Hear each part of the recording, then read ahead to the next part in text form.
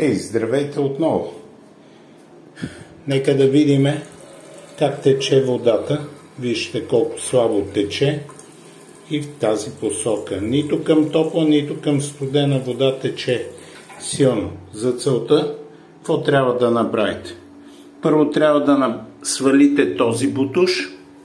Той се държи на два болта, рапидни болтове, и после да се провери какво става с маркучетата. Ще продължа видеото след като сваля бутуша на мивката.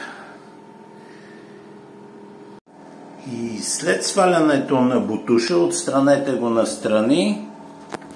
Вижте отдолу какво намирате. В нашия случай имаме две кранчета. Това е за студената вода, другото е за топлата вода.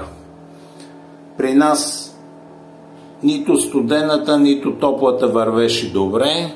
Сега размърдах това кранче, то беше клеясало на студената вода и нека да видите резултата.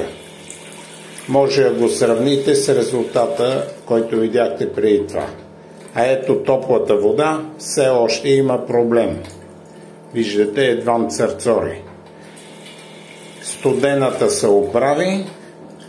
Просто беше клеясало кранчето на студената вода, като го раздвижих напред-назад.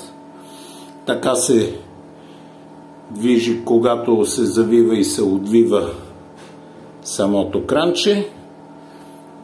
Започна да рочи повече студена вода. Сега проблема остава в топлата вода. Ще се опитам да раздвижа и него повече. Ако не се получи, ще трябва да отвия тази гайка на маркучето, за да се види дали излиза от кранчето голямо количество вода или проблема е в самата чешма, в самия кран. Ще продължа видеото след като установя проблема. Ще ви информирам, приятели. Приятели, продължавам. След като раздвижих и лявото кранче, вижте ефекта, какво стана. Вижте със студена и топла вода. А знаете какво беше.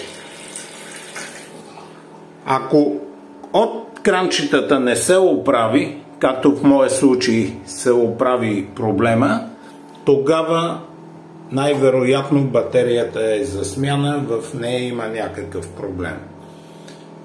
Така че тествайте, дързайте и успех!